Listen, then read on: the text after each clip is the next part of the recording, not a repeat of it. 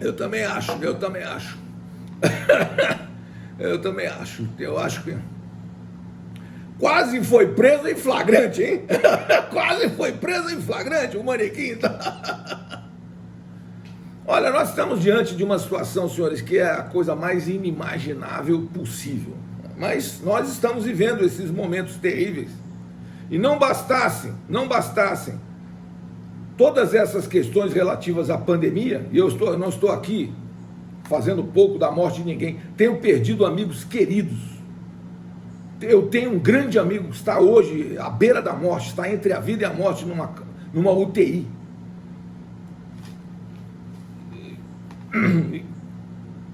E é uma coisa muito ruim. Nós temos que respeitar essa situação toda, mas nós temos que ter, pelo menos, a consciência de cidadãos para saber que nós estamos diante de um governo muito ruim, senhores. Prestem atenção. Agora, o que eu digo para vocês é o seguinte: governos ruins, a gente troca. Se for muito ruim, a gente até troca antes do término do mandato.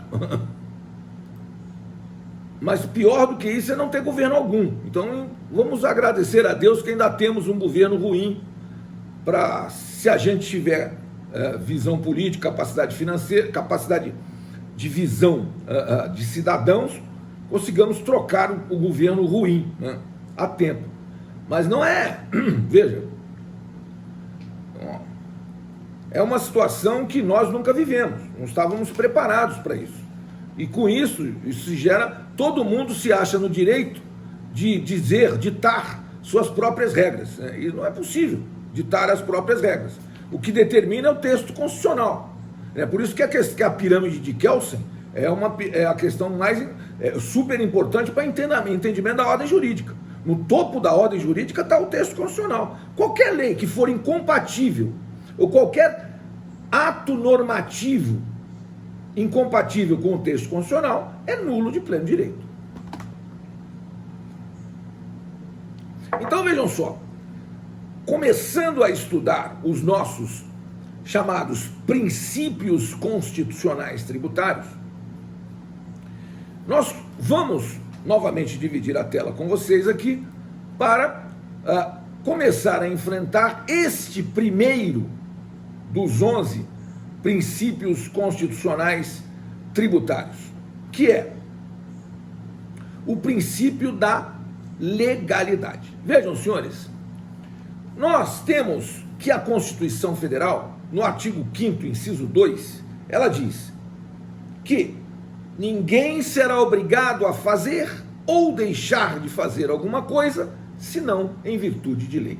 Vejam, senhores, observem, isto é uma garantia e um direito fundamental da pessoa humana, de não se ver compelido a fazer qualquer coisa ou deixar de fazer qualquer coisa, senão em virtude de lei. Evidentemente que essa pessoa, em função desse princípio constitucional, que é o princípio da chamada legalidade, ele também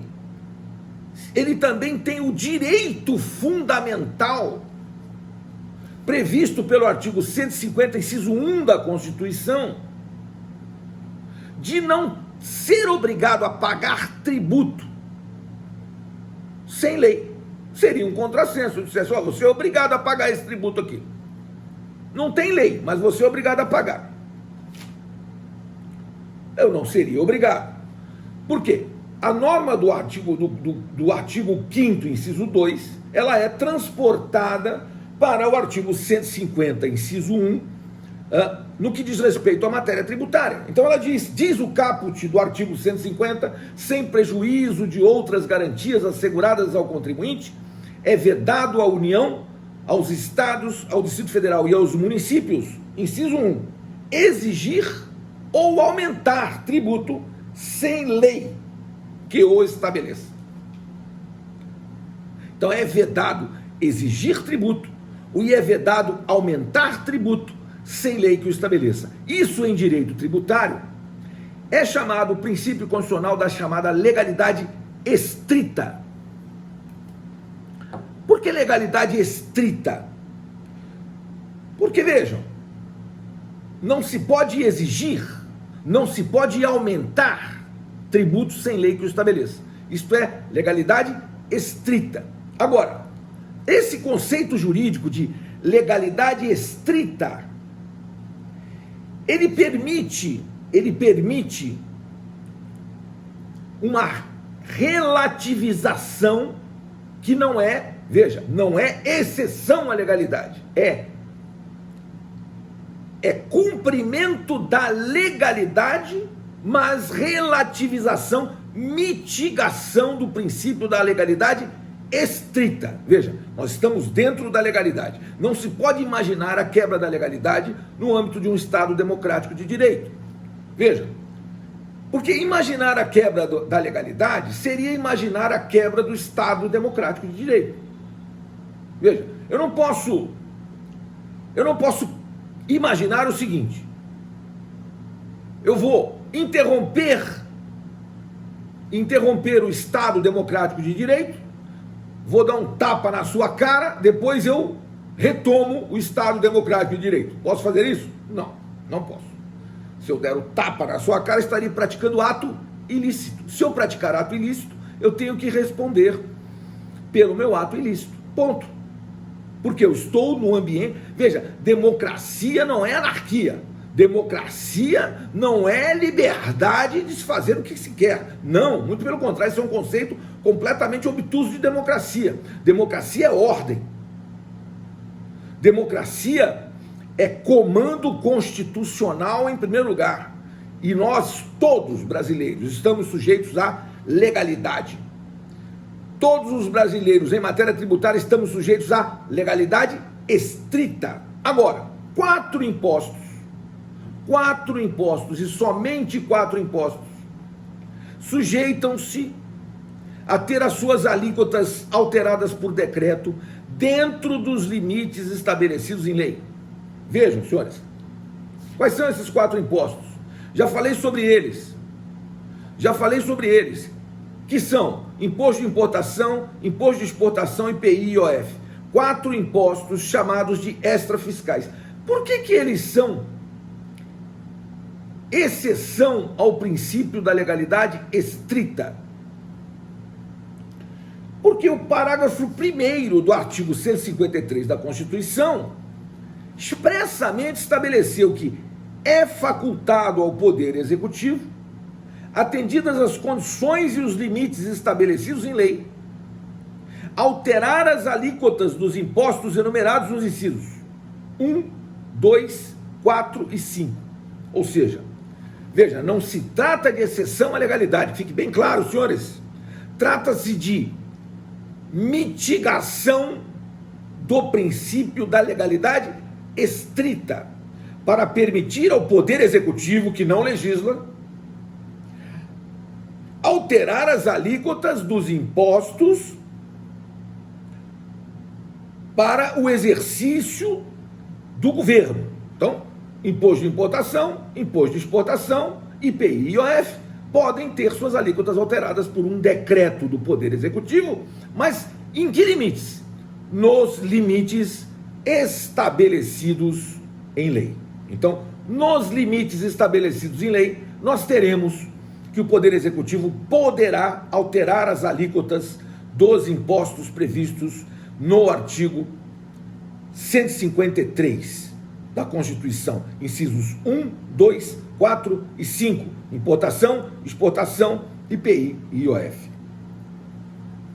Vejam, entenderam isso? Ninguém pode ser obrigado a fazer ou deixar de fazer alguma coisa, senão em virtude de lei. Isso é tão importante que alguns doutrinadores dizem que o princípio constitucional da legalidade é o princípio chamado de pedra angular do ordenamento jurídico. Essa expressão pedra angular vem do tempo em que os antigos construtores faziam abóbadas, né?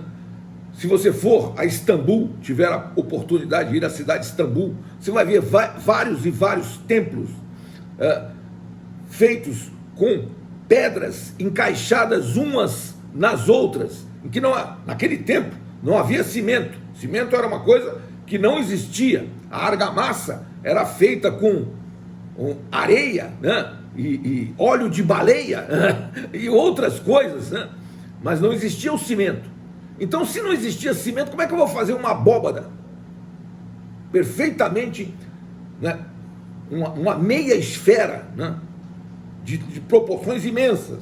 Como é que se faziam isso? Como é que se fazia essa abóbora? Um estudo de engenharia bastante cuidadoso, que vai encaixando pedras umas nas outras, e elas vão tendo um tal equilíbrio, e chega no final da abóbada, se coloca uma pedra, que dá equilíbrio a todo o sistema. Essa pedra é a chamada pedra angular. A pedra que, se fosse retirada, faria ruir toda a abóbada. A expressão pedra angular vem desse tempo, das construções das abóbadas nas antiguidades, nos templos, tanto os templos cristãos, quanto os templos de outras religiões, como a religião muçulmana, por exemplo, como também constrói templos que têm abóbadas. E essas abóbadas eram construídas com base nessa engenharia, e todas apoiadas, as pedras, umas nas outras, sem cimento, sem argamassa, sem nada, somente o apoio das pedras umas nas outras, e se fazia aquela construção perfeita. Tudo isso era baseado num ponto que, se fosse retirada essa chamada pedra angular, faria ruir todo o sistema. Daí a importância, senhores, do princípio da legalidade, chamado de pedra angular do ordenamento jurídico. Se você considerar a quebra da legalidade, você está considerando toda a quebra do Estado Democrático de Direito. E a quebra do Estado Democrático de Direito não é Estado de Direito, é Estado de anarquia, ou Estado de exceção. Professor, então, para decreto, a alíquota dos impostos de importação, exportação e IOF, qual mais? Importação, exportação, IPI e IOF. 4 impostos chamados de extrafiscais. Isso que eu estou dizendo está no parágrafo 1º do artigo 153 da Constituição, entendeu? Então, somente esses 4 impostos podem ter essas alíquotas alteradas por decreto dentro dos limites estabelecidos em lei. Então, aqui não se está estabelecendo uma regra de quebra de legalidade, que fique bem claro isso. Estou estabelecendo uma regra de mitigação do princípio da legalidade estrita, para permitir o exercício da mitigação da legalidade estrita, mas dentro da legalidade. Ou seja, a Constituição autorizou expressamente que esses 4 impostos possam ter suas alíquotas alteradas por um simples decreto do Poder Executivo, mas isso dentro dos limites estabelecidos em lei. E vejam, senhores, agora, só de examinar o inciso 2 do artigo 5º da Constituição, se verifica que o decreto municipal 92.270 do município de Santos, que estabelece limitações ao tráfego de pessoas na rua, por um decreto municipal. Senhores, desculpem, esse é o país da piada pronta. Esse é o país da piada pronta. Veja, meus colegas magistrados, meus colegas advogados, eu tenho que voltar para os bancos escolares, tenho que voltar para a universidade, vou sentar de novo, vou fazer vestibular para o 1º ano de Direito, para ver se eu consigo entender se um decreto municipal pode limitar a liberdade de locomoção das pessoas, que é um direito ligado ao chamado dignidade da pessoa humana. Tudo bem que nós estamos numa pandemia, mas já que nós estamos na pandemia, já que você vai limitar o meu direito de ir e vir, então faça isso por lei. E faça isso por lei federal. Ou então decrete estado de sítio, ou o estado de defesa. Se você tem estado de sítio ou estado de defesa, aí sim, aí você pode limitar a locomoção das pessoas. E vejam que barbaridade, senhores. Olhem a barbaridade das barbaridades. Isso eu quero lhes mostrar, porque isso me causa espécie como profissional advogado. Preste atenção. A advocacia é uma profissão essencial à administração da justiça. Isso está no texto constitucional, artigo 133 da Constituição. Isso não foi eu que inventei, isso não foi eu que falei. Aliás, o que eu falo não vale nada. O que vale é o que está no texto constitucional. E o artigo 133 diz: o advogado é indispensável à administração da justiça, sendo inviolável em seus atos e manifestações, no exercício da profissão, nos limites da lei. Esse é o texto constitucional. De que forma os senhores podem interpretar esse texto constitucional aqui para excluir a advocacia dos serviços essenciais? Que foi exatamente o que fez o decreto 92.270 de 2021 do excelentíssimo senhor prefeito municipal de Santos, que diz que no rol dos serviços essenciais não estão incluídos escritórios de advocacia. Não é serviço essencial. A Constituição diz que é, mas ele diz que não é. E aí no dia seguinte, aliás, no mesmo dia, vista a barbaridade que ele fez, pasmem, veio uma portaria do excelentíssimo senhor secretário de governo municipal, dizendo que os advogados poderão, em caso de urgência, dirigirem-se até o seu escritório para buscar documentos em casos de urgência. Eu lhes mostro aqui decisões e decisões do Tribunal de Justiça do Estado de São Paulo, dizendo que, vejam, se o advogado é indispensável à administração da justiça e a justiça está em pleno funcionamento, como é que você pode tirar o escritório de advocacia do rol dos serviços essenciais? E como é que você pode limitar o direito de ir e vir de um advogado em pleno exercício da sua atividade profissional? Esse decreto não resiste a um empurrãozinho. Eu não vou eu nem vou me dar o trabalho de entrar com habeas corpus civil para obter uma decisão judicial que me autorize a livremente andar para onde eu quiser e a hora que eu quiser para exercer minha profissão. Porque se eu for multado, não vou fazer como o Siqueirinha, né, que afrontou o guarda municipal e rasgou a multa na frente dele. Não, eu vou pegar respeitosamente a multa, enfiar no bolso e ir-me embora para subsequentemente anulá-la. Ou seja, será uma multa lana caprina, ou seja, nada.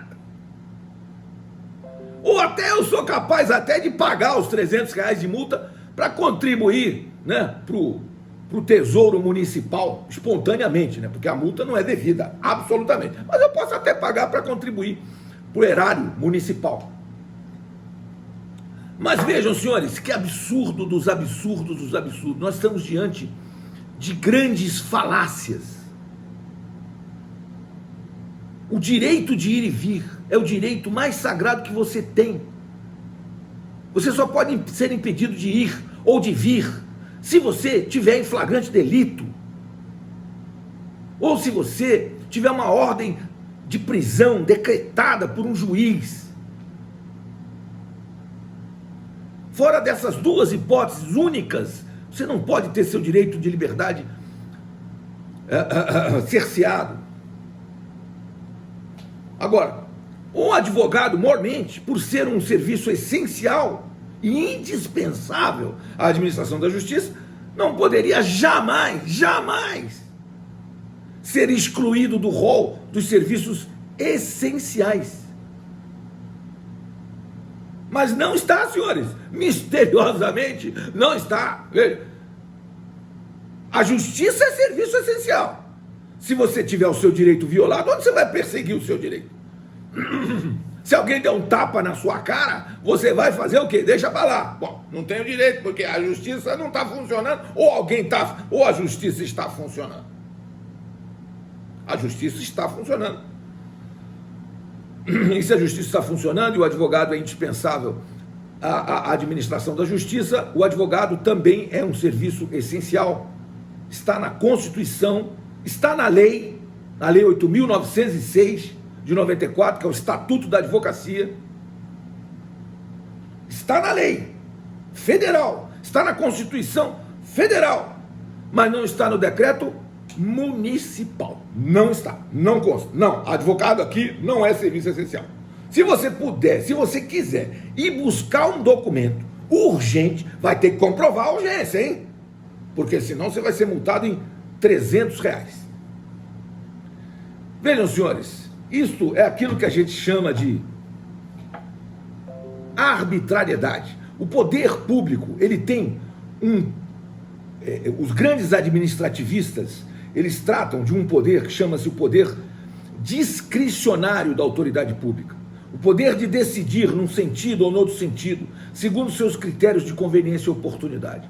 Mas esse poder discricionário da autoridade pública, ele tem uma tendência a descambar, a ultrapassar o limite da discricionariedade e ingressar no limite da arbitrariedade, que foi exatamente o que aconteceu com o decreto do lockdown de Santos. Pelo menos no que diz respeito aos advogados. Não estou querendo aqui criticar ninguém, pessoalmente, não, absolutamente. O prefeito é até meu amigo. Eu conheço pessoalmente, sou amigo pessoal dele. E se ele tivesse me perguntado alguma coisa, eu teria dito para ele, olha, se você deixar a advocacia de fora dos serviços essenciais, desculpe, você está cometendo uma barbaridade, uma impropriedade.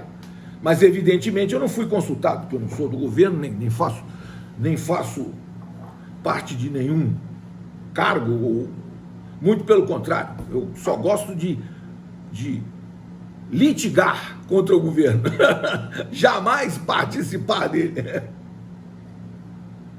Então é isso, eu vou encerrar a gravação e voltamos para perguntas. 1 minuto por